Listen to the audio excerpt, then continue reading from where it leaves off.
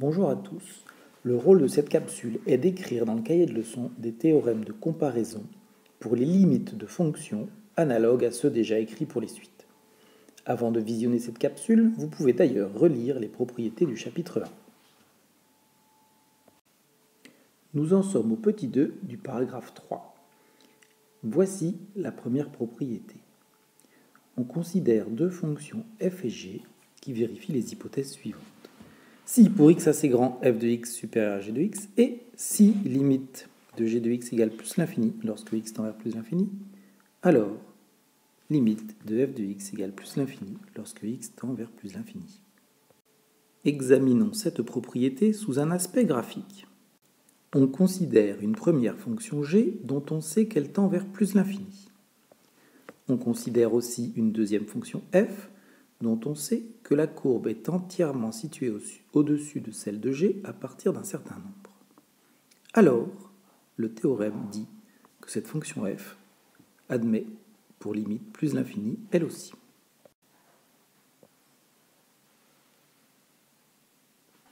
Voici maintenant la nouvelle propriété avec sa conclusion.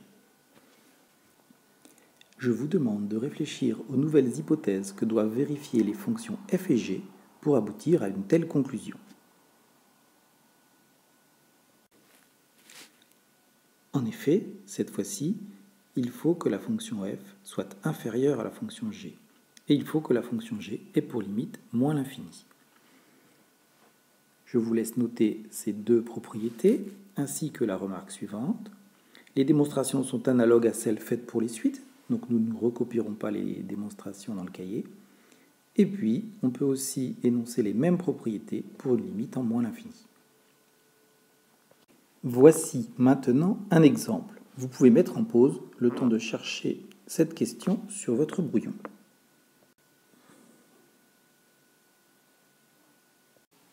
Pour commencer, quelle est votre intuition concernant cette limite? Lorsque x devient très grand, sinus x semble négligeable devant x. Il semble donc que la limite soit égale à moins l'infini. Pour le démontrer, il faut donc utiliser la deuxième propriété. Pour cela, il faut majorer la fonction. Commençons ainsi. Pour tout x, on sait que sinus x est inférieur ou égal à 1. Donc, pour tout x plus sinus x est toujours inférieur à x plus 1. Or, limite lorsque x tend vers moins l'infini de x plus 1 égale moins l'infini. Donc, grâce à la propriété, par comparaison, limite de x plus sinus x égale moins l'infini. Voici maintenant le théorème des gendarmes.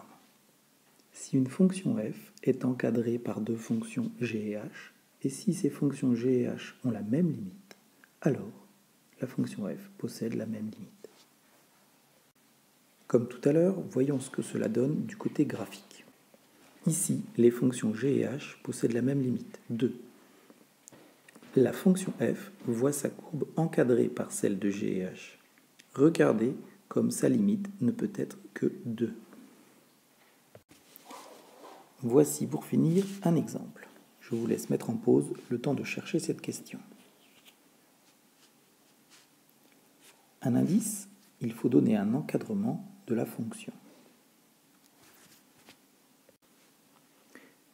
Voici la correction.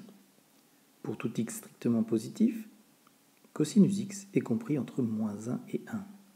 Divisons par x chaque membre. Ceci est possible car on a pris la peine de supposer que x était strictement positif. Cela donne cosinus x sur x compris entre moins 1 sur x et 1 sur x.